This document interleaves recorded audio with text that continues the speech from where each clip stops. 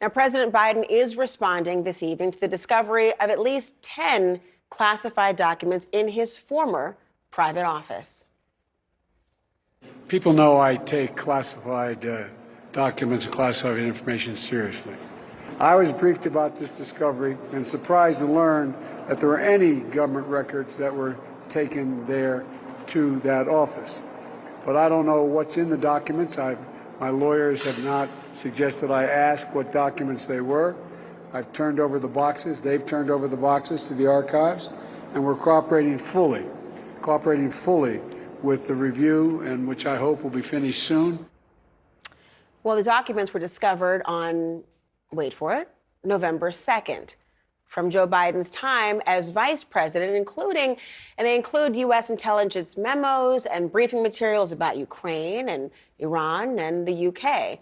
We're learning exclusively at CNN that a couple of days later, Biden's lawyers handed over everything in the office, some 50 or 55 boxes out of an abundance of caution. And here we go. The House Oversight Chairman has already sent letters to the White House counsel's office and the National Archives in the opening salvo of congressional investigations into Biden's handling of those documents. Now, the DOJ already has its hands full with two very different document cases. And what happens next will all come down to how those cases diverged after the documents were discovered to be in the possession of something other than the National Archives. At least 10 classified docs found in President Biden's private office in downtown Washington. At least 325 classified documents found in former President Trump's beach club at Mar-a-Lago. Now, some of those 10 or so Biden documents, they were marked top secret. 60 Trump documents were marked top secret.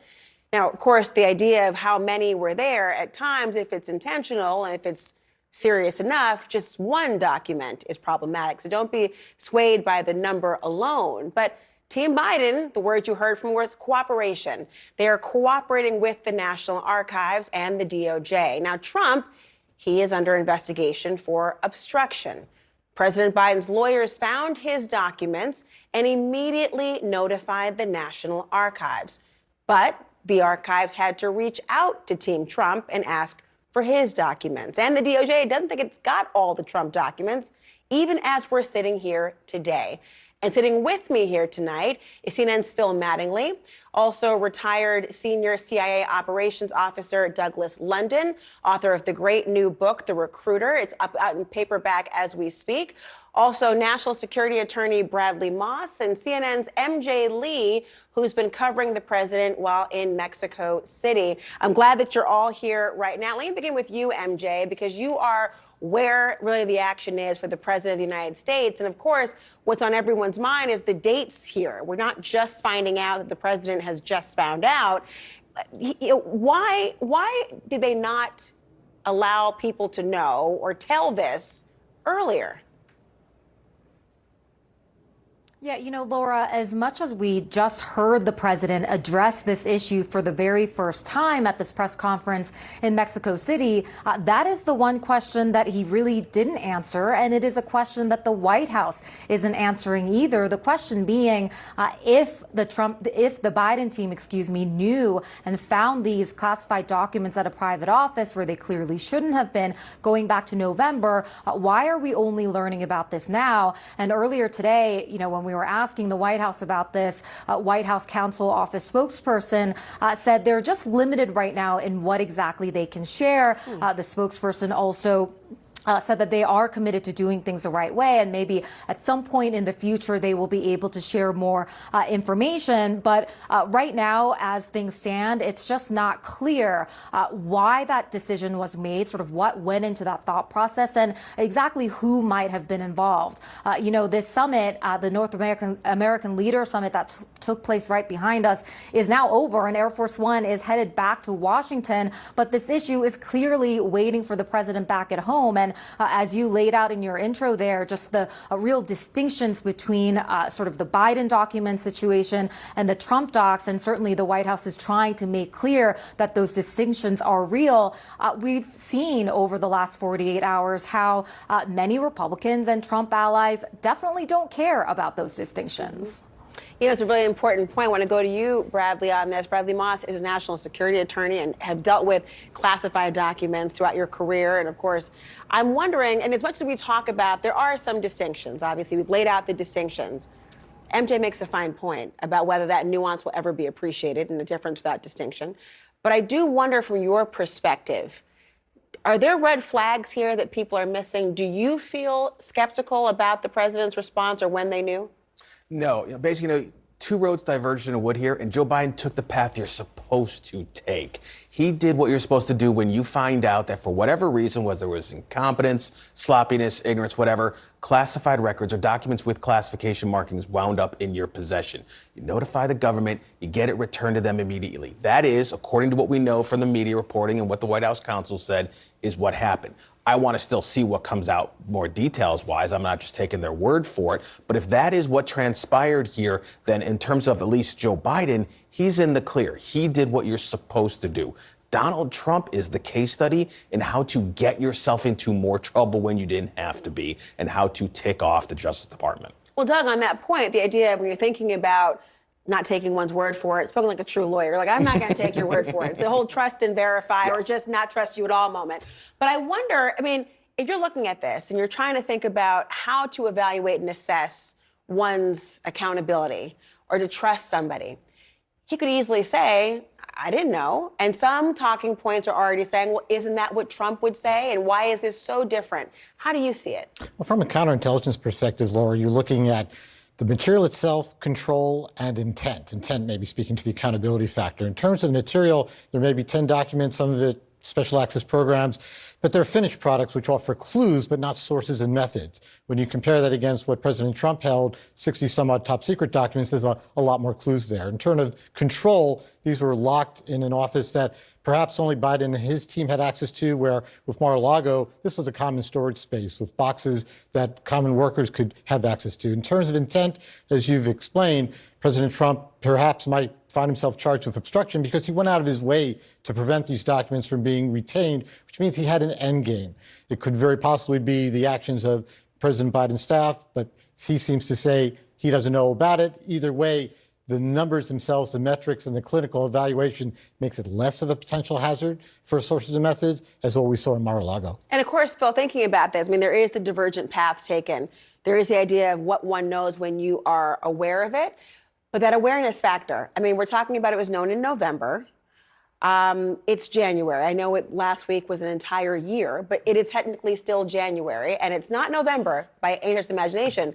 What do you make of the idea that we didn't know about this sooner? I mean, this was a hell of a timeline. Yeah, look, as a reporter, I'm not thrilled by it, but I've also spent the last 24 to 36 hours making calls about this and not being thrilled about the general lack of answers. But to some degree, I think that underscores the approach that the White House and their team have taken. It is not satisfying from an informational perspective or from a journalistic perspective, but it also very much tracks with the caution that they've operated through with throughout this entire process. And I think part of what we're seeing right now, a lot of the issues you laid out, who had access to it, where they came from, what the process was, that's part of the review. That's what they expect the U.S. attorney is looking into as he presents his information to the Attorney General. And he already gave a preliminary report. Already a preliminary report. You don't expect any more coming out of that, which means a decision may be coming soon. Look, the worst case scenario out of this, not the politics of it, not whatever House Republicans are going to do. The worst case scenario is that the Attorney General decides this is suspect enough to try and appoint a special counsel. That is a nightmare for any White House, and that is certainly something this administration is cognizant of and wants to avoid because, at least according to them, they don't believe they've done anything to merit that. That drives the caution both on the timeline of things, willingness to talk about this, and just how few details they've been willing to let out up to this point. The one thing, however, they have made clear of, and it's been implicit, but it's pretty blatant. If you look at the special counsel's statement or the White House counsel's statement from last night, if you listen to the president today, they're drawing a very significant contrast from the former president. That's not unintentional. They're doing that with the little information they're giving. They're making clear this is a very different scenario. That's an understanding of the politics, even with the restrictions they feel like they have on them right now. MJ, we bring you back into the conversation here because I wonder what, I mean, this has really taken center stage. And of course, Biden, Trudeau, and everyone wanted this to have a different vibe today, to say the least. What is the atmosphere like there? Of him even having to address this. I mean, many people were surprised President Biden didn't just punt and say, "This is not why I'm here. We'll talk about this back in Washington, D.C." In some respects, it speaks to the idea. I think we lost her for a second. It speaks to the urgency of how he knew that this was. Let me go to you, Bradley, on this, because I wonder about the timing issue. The fact there's already been somebody to look at this, somebody who is a Trump appointee, a U.S. attorney out of Illinois. The fact that there's already been a preliminary report handed over, what does that signal to you about either the pace of the investigation or how this might end up? Shows me that it's running by the proper course, that it was turned over, when everything was turned over back in November to NARA, they quickly sent it to DOJ. It wasn't like what we know with the Trump team, where they dragged that out for months fighting about executive privilege with NARA.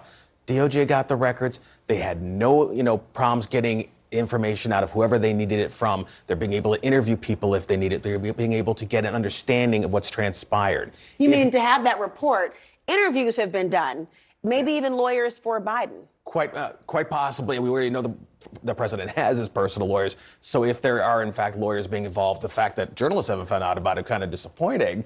But that I mean, hey, you brought that up. There was no, that wasn't shade. That was just a little bit of a moment. A cloud. Work harder, Phil. I get it. I hear it from my bosses every day. Sure. A minor cloud. But that does show that this is going by the pace that for something like this, it's supposed to. The reason it's taken so long in Mar-a-Lago was because of all the obfuscation and the obstruction. They made it take longer and they put up those roadblocks. So what about Attorney General Garland, though? I mean, he has a bit of a dilemma on his hands. You hear the criticism coming out right now from anywhere from the former Vice President Mike Pence to Congresswoman Marjorie Taylor Greene, who are expressing, look, there might be a double standard unless there is a protocol that's followed precisely in the same way it happened for Trump, even with those divergent paths. Attorney General Garland has to really rely on these reports, but also has a political and legal calculus. What do you think? Well, to avoid that double standard, at some point the intelligence community probably has to get involved to take a look. Is there any damage? To do an assessment? And because of chain of evidence, as you know far better than me, they would have to depend on justice to let them know, to provide the subject lines, the serial numbers of those reports, that they could then take people offline and see, have we seen anything? And again, this intelligence reporting has to predate 2017 because it's Obama-era material. So some of it might be already overtaken by events. And certainly there would be an opportunity that had damage been done, had these documents out of control fallen into bad hands, by now we would certainly see indications for the sources and methods that were involved in collecting the material used in those assessments. Real quick, is it a good thing his lawyers told him not to ask what documents there were? Yes, he doesn't have any need to know. Do not talk to him about it. Don't ask about it. There you go, Phil. That's why they didn't tell you. Exactly. Yeah, that's exactly right. Which, by the way, we reported that before. There you go. See how that happened? No, I will say one final thing. I know we're on the. Talk to him about it. Don't ask about it. There you go, Phil. That's why they didn't tell you. Exactly. Yeah, that's exactly right. Which, by the way, we reported that before. There you go. See how that happened? I will say one final thing. I know we're on the. That complicates the ability to get information out. But to Bradley's point, there's a reason the president doesn't know about this. That is also not unintentional. Fine point from Phil Madley and all of you. Stick around, please.